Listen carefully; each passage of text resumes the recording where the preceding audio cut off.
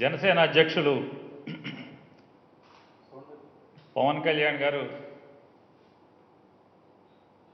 ఈరోజు ఆత్మహత్యలు చేసుకున్నటువంటి కౌలు రైతు కుటుంబాలకి ₹1,00,000 చెక్కు పేరుతో ఒక రాజకీయ కార్యక్రమాన్ని ఈరోజు నిర్వహించడం జరిగింది. ఆయన ఒక రాజకీయ పార్టీని స్థాపించుకొని ఒక రాజకీయ కార్యక్రమాన్ని చేయటాన్ని కానీ లేదా నిర్వహించడాన్ని వైఎస్ఆర్ కాంగ్రెస్ పార్టీ ఏమాత్రం కూడా తప్పు పట్టలేదు. కానీ నిజాలు మాట్లాడుతున్నా అనేటువంటి నటనా కౌశల్యంతో పచ్చి అబద్ధాలని వల్లివేయటాన్ని మాత్రమే మేము ఖండిస్తున్నాం. దేశం మొత్తం మీద ఆఖరికి వీరి బీజేపీ పాలిత రాష్ట్రాల్లో కూడా జగన్ గారి రైతు సంక్షేమ పథకాలని ప్రవేశపెట్టడం అనేది, అమలు చేయటం అనేది వాస్తవం అయితే ఈయన ఇక్కడ రైతుకేమీ మేలు జరగట్లేదని చెప్పి ఆయన అసత్యాలు మాట్లాడుతుంటారు. 2014వ సంవత్సరంలో పెద్దలు పవన్ కళ్యాణ్ గారు నన్ను చూసి ఓటివ్వండి, చంద్రబాబుని భారతీయ జనతా పార్టీని గెలిపించండి, వాళ్ళు ఏమైనా తప్పులు చేస్తే మీకు ఇచ్చిన మాట తప్పితే మీ తరపున నేను ప్రశ్నిస్తాను, ఓటిమ్మని చెప్పని ఊరూరా తిరిగి పవన్ కళ్యాణ్ గారు గెలిపించినటువంటి ఆయన మరియు చంద్రబాబు నాయుడు గారు మరియు భారతీయ జనతా పార్టీ ఏలుబడిలో ఉన్నటువంటి ప్రభుత్వం రైతులకు సంపూర్ణంగా రుణమాఫీ చేస్తామని చెప్పని ఇచ్చినటువంటి మాట మేరకు 84,712 కోట్ల రూపాయల రైతు పంట రుణాలని మాఫీ చేయాల్సి ఉండగా మోసం చేసి రైతుల్ని దగా చేసింది మీరు గెలిపించినా మీ ప్రభుత్వం కాదా అనేది ఒకసారి మీరు అంతరాత్మ ఒకసారి ప్రశ్నించుకోమని మిమ్మల్ని అడుగుతున్నాం. ఆ రోజు 84,000 సుమారు 600-700 కోట్ల రూపాయల రైతు రుణమాఫీ అని పంట రుణాలు ఉంటే కాకి లెక్కలు రాసి ఏమార్చి 24,000 కుదించి ఆ కమిటీ అని ఈ కమిటీ అని చివరికి 5 ఏళ్లలో 15,000 కోట్ల రూపాయలను మాత్రమే రైతు రుణాలు అని చెప్పి డబ్బులు చెల్లించి చేతులు దొలుపుకున్నది మీరు బలపరిచినటువంటి మీ పార్ట్నర్ అయిన చంద్రబాబు నాయుడు గారి బీజేపీ యొక్క ప్రభుత్వం కాదా అనేది, ఇవాళ రైతుల యొక్క ఈ ఇబ్బందులకి అప్పుడున్నటువంటి మోసాలు కారణం కాదా అనేది మీరు ఒకసారి ఆలోచన చేయండి. మీ అంతరాత్మ మీరు ఒకసారి ప్రశ్నించుకోండి. ఏ రోజన్నా ఒక్కరోజన్నా 2014 నుంచి 19 వరకు ఇచ్చిన మాట నిలబెట్టుకోలేదని ఒక్క రోజన్నా మీరు మీ ప్రభుత్వాన్ని ప్రశ్నించారా, నిలదీశారా? ఆ రోజు మీకు నోట మాట రాలేదు, ప్రశ్నించేటువంటి మనసు రాలేదు. ఆ రోజు రైతుల గతి మీకు పట్టలేదు. మీకల్లా ఒకటే, ప్రశ్నించడం అంటే ప్రతిపక్షంలో ఉన్న అధికారంలో ఉన్న జగన్మోహన్ రెడ్డి గారిని మాత్రమే ప్రశ్నించడం వచ్చు తప్పితే ఇంకా వేరే ఇంకే కార్యక్రమం మీ వల్ల కాదనేది గడిచిన 8-9 సంవత్సరాలుగా మనందరం కూడా చూస్తున్నాం. 2016 నుంచి కూడా మీ ప్రభుత్వం, మీ చంద్రబాబు బీజేపీ ప్రభుత్వం, మీరు ఓటడిగిన ప్రభుత్వం ఆఖరికి రైతాంగానికి ఇన్పుట్ సబ్సిడీ అంటే పంట నష్ట పరిహారాన్ని కూడా చెల్లించకుండా 2016, 17, 18, 19 సంవత్సరాల నేటి కూడా ఎగ్గొట్టి వెళ్ళిపోతే, మొండి చేయి చూపించి వెళ్ళిపోతే, ఆఖరికి పంట నష్ట పరిహారం ఇవ్వకపోతే ఇవ్వకపోయారు, విత్తనాలు కూడా సరఫరా చేయకుండా వెళ్ళిపోతే ఒక్కరోజు మీరు మాట్లాడినటువంటి దాఖలా ఉందా?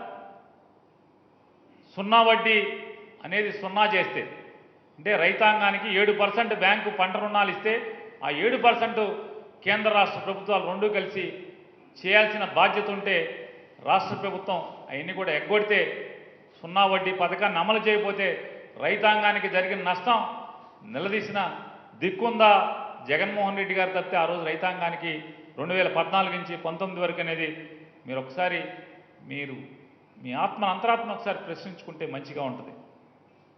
రైతాంగానికి అండగా జగన్మోహన్ రెడ్డి గారి ప్రభుత్వం నిలబడినట్టుగా మీ టీడీపీ ప్రభుత్వం కానీ లేదా మీ కేంద్రంలో ఉన్నటువంటి భారతీయ జనతా పార్టీ ప్రభుత్వం కానీ ఎప్పుడైనా అండగా నిలబడ్డాయా అనేది ఒక్క సంఘటన అయినా మీరు దాఖలాగా చూపించగలరా? ఏ ఒక్క అంశంపైనైనా మీరు కనీసం నిలదీశారా కేంద్ర రాష్ట్ర ప్రభుత్వాలు అనేది మీరు ఒకసారి ప్రశ్నించుకోండి మిమ్మల్ని మీరు. కౌలు రైతుల గురించి రాజకీయ ప్రేమ ఒలగబోస్తున్నారే మీరు మీ చంద్రబాబు భారతీయ జనతా పార్టీలోని రాష్ట్ర ప్రభుత్వంలో కానీ లేదా ఇవాళ ఉన్నటువంటి మీరు అంటగాగుతున్న మీ జేబు పార్టీగా చెప్తున్నటువంటి భారతీయ జనతా పార్టీ ప్రభుత్వం కౌలు రైతులకి ఏమన్నా మేలు చేస్తుందా ఈ భారతదేశంలో ఎక్కడైనా సరే? ఒక్క కౌలు రైతుకి భారతీయ జనతా పార్టీ అంటే మీరు చెప్తున్నారు కదా నా పార్ట్నర్ అని చెప్పని నా సొంత పార్టీ అని మోడీ అంటే నాకు ఇష్టమని నాకేం విభేదాలు లేవని రకరకాలుగా చెప్తున్నారు కదా. ఇవాళ భారతీయ జనతా పార్టీని మీరేం ప్రశ్నించారు? గడిగడికి ఢిల్లీ వెళ్తున్నారు కదా, ఢిల్లీ వెళ్ళి అమిత్ షా గారిని మోడీ గారిని కలిసి వస్తున్నామని చెప్తున్నారు కదా రహస్యంగా. ఎందుకు నిలదీయట్లేదు మీరు? ఇవాళ జగన్మోహన్ రెడ్డి గారిని మాత్రమే మీరు నిలదీస్తారా? జగన్మోహన్ రెడ్డి గారిని ఇన్ని మేలు చేస్తున్నటువంటి రైతాంగానికి ఇన్ని మేలు చేస్తున్నటువంటి ఈ ప్రభుత్వాన్ని మాత్రం మీరు అసత్యాలతో నిలదీసే ప్రయత్నం చేస్తున్నా అని చెప్పని మాత్రం డప్పాలు కొట్టుకుంటారు. ఇప్పుడు మీరు పార్ట్నర్గా అంటగాగుతున్నటువంటి కేంద్ర ప్రభుత్వం నిర్వహిస్తున్న పిఎం కిసాన్ యోజనలో కౌలు రైతులకు అనేది ఊసుందా? ఎందుకు నోరు తెరవరు? మాటికి వెళ్తున్నామని చెప్తున్నారు కదా మోడీ గారి దగ్గరికి, అమిత్ షా గారి దగ్గరికి. అడగరే ఏమండి పిఎం కిసాన్ అంటే రైతులు కాదు కౌలు రైతులు కూడా ఉన్నారు అని చెప్పని మీరేమైపోయింది? మళ్ళీ ఇంకా మీరు ఎంత ఎక్సెక్కంగా మాట్లాడతారు అంటే కౌలు రైతు కంటే పాస్ పుస్తకం ఉండదని, గుర్తింపు కార్డు ఉండదని అందరికీ తెలుసండి. కానీ జగన్మోహన్ రెడ్డి గారు తెలుసా? అసలు మీకు తెలుసా? ముందు అసలు కౌలు రైతు ఏంటో మీకు తెలుసా? గడిచిన 5 ఏళ్ళు మీరు ప్రభుత్వాన్ని నడిపారు కదా, మీరు మీ పార్ట్నర్ గారు వీళ్ళందరూ. ఏమైంది? కౌలు రైతు గురించి ఒక్క మాట మాట్లాడలేదే. ఏమైపోయారు ఆ రోజు? కేంద్ర ప్రభుత్వం నా లాల్చీ జేబులో ఉందని చెప్తూ ఉంటారు కదా. మీరు పంచుతున్న లక్షకు అదనంగా ఇవాళ ఏదో చెక్కులు ఇస్తున్నాం లక్ష అని చెప్పారు కదా. ఈ లక్షకు అదనంగా మీరు చెప్తున్నటువంటి మీ పార్ట్నర్ ప్రభుత్వం భారతీయ జనతా పార్టీ కేంద్ర ప్రభుత్వం నుంచి ఒక్క పైసా అయినా అదనంగా మీరు ఏమన్నా తీసుకొచ్చారా? ఎందుకు తీసుకురాలేరు? చెప్తున్నారు కదా మాది ప్రభుత్వం అని చెప్పని అంటగాగుతున్నారు కదా, ఎందుకు తీసుకురావట్లేదు? మీరు పంచుతున్న లక్షకు అదనంగా ఈ లక్షతో సరిపోద్దా? మరి కేంద్ర ప్రభుత్వం నుంచి నేను తెచ్చాను ఒక 10 లక్షలు 20 లక్షలు తేవచ్చు కదా. ప్రతిదానికి జగన్ గారిని దోషిగా చూపించే బదులు ఎందుకు తేలేవు? అప్పుడు చెప్పావు కదా జగన్మోహన్ రెడ్డి గారు అధికారం కావాలంటున్నాడు. నాకు అధికారం ఉందా? నేను ఇన్ని పనులు చేస్తున్నాను. మీకు మరి ఇప్పుడు ఎందుకు చేయట్లేదు? ఇవాళ మీరు అధికారం ఎందుకు కోరుకుంటున్నారు? పిఎం మోడీ గారితో నాకు వ్యక్తిగతంగా ఏమీ విభేదాలు లేవు. కేవలం మీకోసం అంటే ఆంధ్ర రాష్ట్ర ప్రజల కోసం మాత్రమే నేను తగాదా పడ్డాను. మరి ఎందుకు కలిశారు? మళ్ళీ ఎవరికి చెప్పి కలిశారు? ఏ ప్రజల కోసం కలిశారు? ఏం సాధించారు? 2019 ఎన్నికల తర్వాత ఎన్నికల ముందు మోడీ గారిని భారతీయ జనతా పార్టీని పాచిపోయిన లొడ్లని మోసం చేసిందని దగా చేసిందని చెప్పినటువంటి మీ దృష్టిలో ప్రశ్నించాను నిలదీశానని చెప్పేటువంటి ఇవాళ మీరు ఏ ఉద్దేశంతో మీరు కలిశారు? ఏ మేలు కోసం కలిశారు? ఎవరి మేలు కోసం కలిశారు? కలిసి ఏం చేశారు? ఏం సాధించారు? ఇవాళ మీరేం సాధించారు? Special status సాధించారా? జగన్ గారు మీకు 2019 ఎన్నికలు అవంగా అని చెప్పాడు. మన దురదృష్టం మోడీ గారికి సొంతంగా బలం వచ్చేసింది. మనం ఊహించినట్టుగా బొటాబొటీ మార్కులతో ఆయన పాస్ అవ్వలేదని చెప్పి జగన్మోహన్ రెడ్డి గారు 2019 ఎన్నికలై ఆయన ముఖ్యమంత్రిగా ప్రమాణ స్వీకారం చేసిన ఢిల్లీ వెళ్ళంగానే ఆయన ఆయన చెప్పడం జరిగింది ఈ రాష్ట్ర ప్రజలకి. మీరేం చేస్తున్నారు? చెప్పారు కదా, ఈ ప్రజల కోసమే నేను మోడీతో తగాదా పడ్డాను, మళ్ళీ మోడీతో కలిశానని. ఎందుకు కలిశారు? స్పెషల్ స్టేటస్ ఏమైనా తెచ్చారా? వైజాగ్ స్టీల్ ఏమన్నా నిలబెట్టారా? ఏం మాట్లాడొచ్చారు అమిత్ షా గారితో, మోడీ గారితో? వైజాగ్ స్టీల్ ప్లాంట్ గురించి ఏం మాట్లాడారు? వైజాగ్లో మీటింగ్ పెట్టి ఏం మాట్లాడారు? ఎవరిని దగా చేస్తారు? మీరు మాట్లాడుతున్నారు. నన్ను మాటలతో హింసిస్తున్నారు, నన్ను చంద్రబాబు దత్తపుత్రుడు అంటున్నారు వైసీపీ వాళ్ళందరూ. సిబిఐ దత్తపుత్రుడు జగన్మోహన్ రెడ్డి గారని మీరు మాట్లాడతారు. ఈరోజు మాట్లాడారు కదా మీరు. అంటే మీరు చంద్రబాబు నాయుడు గారు దత్తపుత్రుడు అవునో కాదో మనం మాట్లాడుకుందాం. 2020, 2022 ఈ సంవత్సరం మార్చి 14 ఈ గుంటూరు జిల్లాలోని ఇప్పటం గ్రామంలో సాయంత్రం 7 గంటలకి మీ పార్టీ ఆవిర్భావ సభ అని చెప్పాను ఒకటి పెట్టి తంతు. ఏం మాట్లాడారు ఆ రోజు? ఆ సభలో ఏం మాట్లాడారు? జగన్మోహన్ రెడ్డి ఓటమే లక్ష్యంగా, జగన్మోహన్ రెడ్డి వైఎస్ఆర్ కాంగ్రెస్ పార్టీ వ్యతిరేక పార్టీలన్నీ కలవాలి, బీజేపీకి కూడా నేను ఇదే చెప్తున్నాను, చంద్రబాబుతో కలవాలని చెప్పి మాట్లాడారు. ఇదే కదా మాట్లాడింది. 2012లో ఏం చెప్పారు అంటే 14 తర్వాత నేను 2012లో పార్టీ పెడదామని చంద్రబాబు దగ్గరికి వెళ్తే, నువ్వు పార్టీ పెడితే జగన్ గెలుస్తాడు, నువ్వు పార్టీ పెట్టబాకు, నన్ను సపోర్ట్ చేయమని చంద్రబాబు గారు చెప్పారు కాబట్టి నేను పార్టీ పెట్టలేదన్నారు. 14లో పార్టీ పెట్టి చంద్రబాబు ఓటేయమన్నారు. 2019లో చంద్రబాబు వ్యతిరేక ఓటు చీలిపోవాలి కాబట్టి చీలిపోకుండా ఏకీకృతం అయితే జగన్మోహన్ రెడ్డి గారు లబ్ధి చేకూరుతుందని చెప్పని విడిగా పోటీ చేశానని చెప్పారు. మళ్ళీ ఇవాళ జగన్మోహన్ రెడ్డి గారు వ్యతిరేక ఓటు చీలిపోకూడదు, మనందరం చంద్రబాబు వెనకాల చేరాలని చెప్పారు. ఇప్పుడు మళ్ళీ మా ప్రభుత్వం అని చెప్తున్నారు. నిజాయితీగా మిమ్మల్ని ఎవరైనా చంద్రబాబు దత్తపుత్రుడు అనకుండా ఉండాలంటే 2024 ఎన్నికల్లో మీరు ఎన్నికల్లో ఎవరితో వెళ్ళారో అప్పుడు చూద్దాం మీరు దత్తపుత్రుడా కాదా. ఇక జగన్మోహన్ రెడ్డి గారు సిబిఐ దత్తపుత్రుడు అన్నారు కదా. జగన్మోహన్ రెడ్డి గారి మీద పెట్టిన కేసులన్నీ కూడా ఎవరైతే మీరు అంటగాగుతున్నారో ఇదే భారతీయ జనతా పార్టీ నాయకులందరూ కూడా జగన్మోహన్ రెడ్డి గారి గురించి పార్లమెంట్లో మాట్లాడారు. ఏమని మాట్లాడారు?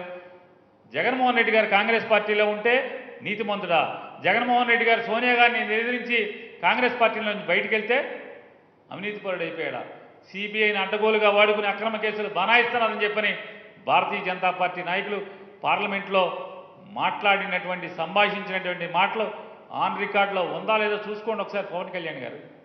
ఇవాళ భారతీయ జనతా పార్టీ నాయకులకే కాదు, పార్లమెంట్లో మాట్లాడిన మాటలే కాదు, ఈ రాష్ట్ర ప్రజలందరూ కూడా నమ్మారు కనుకే తెలుగుదేశం పార్టీ సోనియా గాంధీ గారు ఇద్దరు కూడా కలిసి జగన్మోహన్ రెడ్డి గారి మీద అక్రమ కేసులు బనాయించి రాజకీయంగా వేధిస్తున్నారని నమ్మారు కాబట్టి ఇవాళ కేసులు ఉన్నా కూడా అక్రమమని నమ్మి ఇవాళ జగన్మోహన్ రెడ్డి గారికి 2019లో పెద్ద ఎత్తున ప్రభుత్వాన్ని బాధ్యతలను అప్పగించిన మాట మరి ప్రజలు నమ్మినప్పుడు మీకేంటి బాధ? ప్రజలు నమ్మారు కానీ మీరు చంద్రబాబు మాత్రం అదే మాటలు మాట్లాడతారు. మీరు దత్తపుత్రుడు కాదు 2024లో చూద్దాం. మీరు గనక ఇవాళ మాట్లాడినట్టుగా మీరు ఇండివిజువల్ వ్యక్తిగతంగా వెళ్తే, ఇప్పటంలో మాట్లాడినట్టుగా కాకుండా ఇప్పటం సభకు భిన్నంగా ఇవాళ పరుచూరు సభలో మాట్లాడినట్టుగా మీరు ఒంటరిగానికి వెళ్తే ఖచ్చితంగా మేము కూడా పవన్ కళ్యాణ్ ఆయన చంద్రబాబు దత్తుడు కాదు అని చెప్పని మేము కూడా ఆ రోజు మాట్లాడతాం. కాబట్టి వెయిట్ చేద్దాం. నువ్వు దత్తపుత్రుడో కాదో ఇప్పటంలో మాట్లాడిన మాట ఏమైంది? రోజుకొక మాట, పూటకొక మాట. మన పొత్తులు, మన స్నేహాలు అనేది ప్రజలందరూ కూడా చూస్తున్న పరిస్థితిని ఇవాళ మనం చూస్తున్నాం.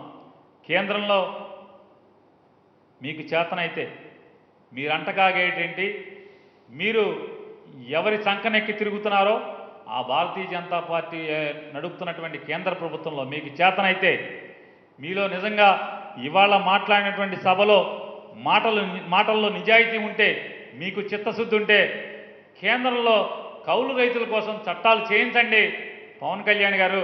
అప్పుడు మీ నిజాయితీని మేము కూడా వేణోళ్ళ కీర్తిస్తాము. వైసీపీ ప్రభుత్వాన్ని అంట ప్రశ్నిస్తే దాడులు చేస్తారని మాట్లాడుతున్నారు. ఎవరయ్యా? పవన్ కళ్యాణ్ గారు ఆ నర్సీపట్నం అతని మాటలు మనకి ఇన్నసొంపుగా ఉన్నాయా? ఇవాళ నర్సీపట్నం వ్యక్తి మాట్లాడుతున్నటువంటి మాటలు ఆంధ్ర రాష్ట్ర రాజకీయాల్లో ఇంత దిగజారి మాట్లాడుతున్నటువంటి ఏ రాజకీయ నాయకుడైనా ఉన్నాడా?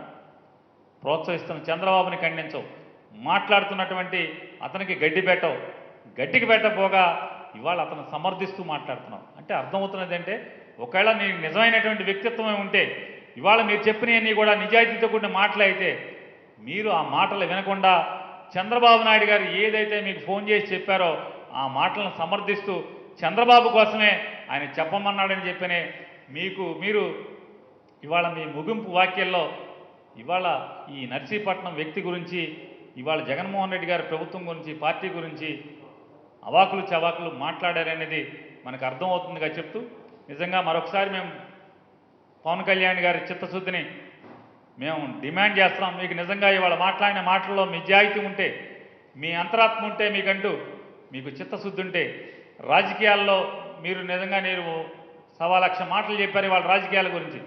మీ మాట ప్రతిదీ సత్యాలైతే మీరు కేంద్రంతో పోరాడి కౌలు రైతులకు మేలు జరిగేలాగా చట్టాలు తయారు చేయించమని చెప్పని డిమాండ్ చేస్తున్నాం.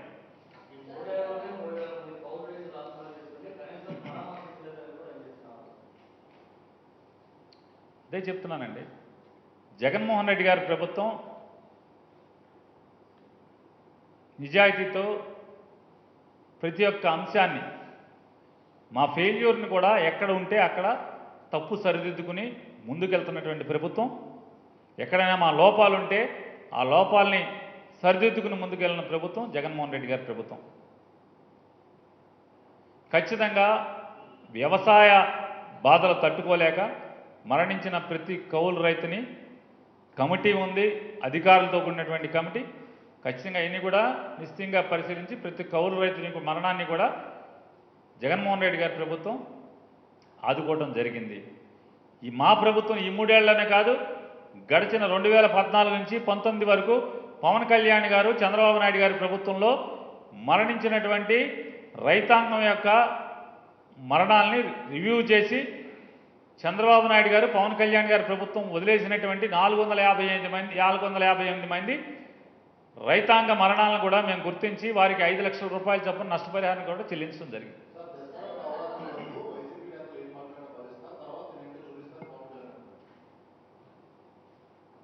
2014 నుంచి పవన్ కళ్యాణ్ గారు మాకు చూపిస్తానే ఉన్నారు, మేము కూడా చూస్తానే ఉన్నాం, మేము చూపించేది కూడా ఆయన చూస్తూనే ఉన్నాడు.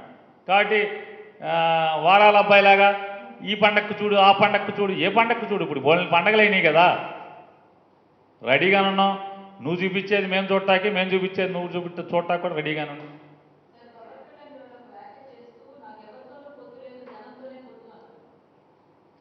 ఆయన మాటలకు నిలకడుందా మీరు చెప్పండి? చెప్పటం సభలో మీరు అందరూ సాక్ష్యమా కాదా? మార్చి 14 కదా, ఇవాళ జూన్ 14 అయింది, అంతే కదా. మార్చి 14 ఇవాళ జూన్ 14 దాటాం, 60 రోజులు 70 రోజులు నిండలేదు, అప్పుడే ఆయన మాట మార్చి మాట్లాడుతున్నాడు. అంటే మనకు అర్థమవుతున్నది ఒకటే, రాజకీయాలు ఇన్నేళ్ళు మీరు కానీ నేను కానీ మనందరం కలిసి తిరుగుతున్నాం, చూస్తున్నాం. చంద్రబాబు నాయుడు గారి కేడర్ చచ్చిపోయింది, మానసిక స్థైర్యం లేకుండా ఉంది. ఆ కేడర్లో స్థైర్యాన్ని నింపడం కోసం మనం కలిసి పోరాటం చేద్దామని చెప్పి ఒక ధైర్యాన్ని ఇవ్వటం కోసం ఇప్పటం సభలో మాట్లాడాడు. అది వాస్తవమైన మాట. మళ్ళీ జగన్మోహన్ రెడ్డి గారికి ఎక్కడ మేలు జరిగిపోద్దో, మళ్ళీ రాజకీయంగా మేలు జరగకూడదని చెప్పని చివరిదాకా పోరాటం చేసినట్టు యాక్షన్ చేసి 2024 ఎన్నికల్లో మళ్ళీ చంద్రబాబు నాయుడు గారు, పవన్ కళ్యాణ్ గారు కలిసి పోటీ చేయడం అనేది ఖాయం అనేది ఎవరిని అడిగినా చెప్తారు. కేవలం టీడీపీ కేడర్లో స్థైర్యాన్ని, నేను మీతో వస్తున్నాననే ఒక సంకేతాన్ని ఇవ్వడం కోసం ఇప్పటం సభలో ఆయన నిజం చెప్పాడు. ఇవాళ అసత్యాలు చెప్తున్నాడు, మళ్ళీ రేపు చెప్తాడు. ఖచ్చితంగా వాళ్ళిద్దరూ కలిసి వెళ్తారనేది ఎవరిని అడిగినా చెప్తారు. ఆఖరికి మీకు తాడేపల్లిలో కాదు, ఆయన పార్టీ ఆఫీస్ బయట కరెంట్ స్తంభానికి అదిపడినా కూడా చెప్తుంది.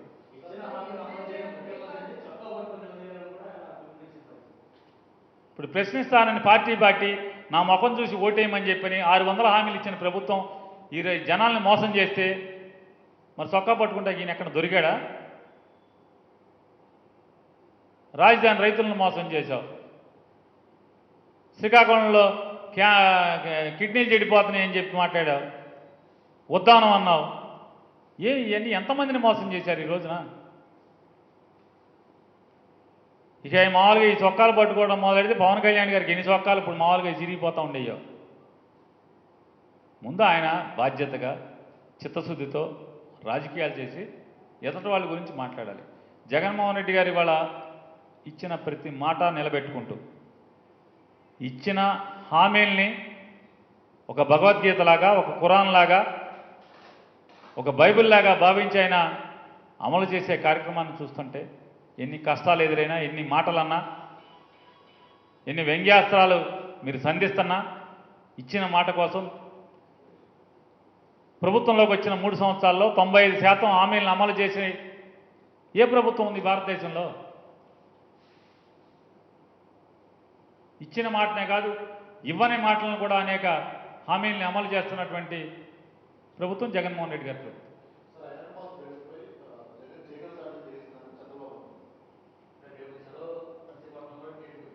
అసలు మనకు అర్థం కాదు ఏంటంటే తెలుగుదేశం వారు కానీ, పవన్ కళ్యాణ్ గారు కానీ, అంటే రాజకీయాల్లో ఉన్నాడు ఒక దొంగతనం చేస్తే, ఒక భూ కబ్జా చేస్తే, ప్రభుత్వ ఆస్తిని అక్రమంగా కబళిస్తే వాడు రాజకీయాల్లో ఉన్నాడు కాబట్టి వాడు జోలికి వెళ్ళకూడదండి. కొత్త థియరీ తీసుకురావడం అనేది ఇది ఎక్కడో అర్థం కాని పరిస్థితి. అంటే రోజు జగన్మోహన్ రెడ్డి గారిని తిడతంటే ఆయన ఆక్రమించుకుంటే ఏం మాట్లాడకూడదా? అరే గడ్డి పెట్టాల్సింది పోయి చంద్రబాబు కానీ, పవన్ కళ్యాణ్ గారు కానీ ఇద్దరు కూడా, అరే ఈ ఊళ్ళో తాడి చెట్టుకి వచ్చింది, నీకు వచ్చింది వయసు కదా, ఈ పాపాలు చేయటం ఏంటి, జనం సొమ్ము తినటం ఏంటి, జనమాస్తి కబ్జా చేయటం ఏంటి అని చెప్పని నోటి నిండా గడ్డి పెట్టాల్సింది పోయి తగుదనమ్మా అని అతను సమర్థించే స్థితిలోకి రావడం అంటే బరితెగించి రాజకీయాలు చేస్తున్నారు ఏంటి? అంటే రాజకీయాల్లో ఉంటే ఎన్ని పాపాలు చేసినా, ప్రజాస్తులు కబ్జా చేసినా మాట్లాడకూడదనే కొత్త తీరి అనేది ఎక్కడ మనం ఇంతవరకు ఇన్నుండలేదు.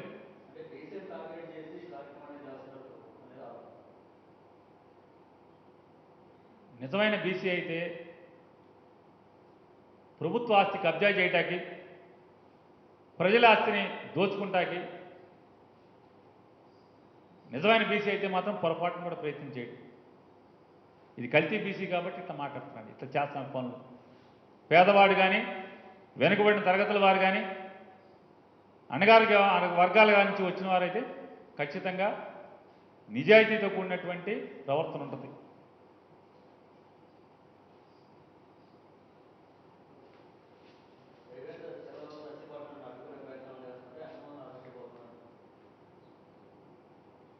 అంటే నర్సీపట్నం పులిని చూసి పులివెందుల పిల్లి భయపడ. లోకేష్ గారికి కళ్ళు తాగిన ముసలి కోతులు కూడా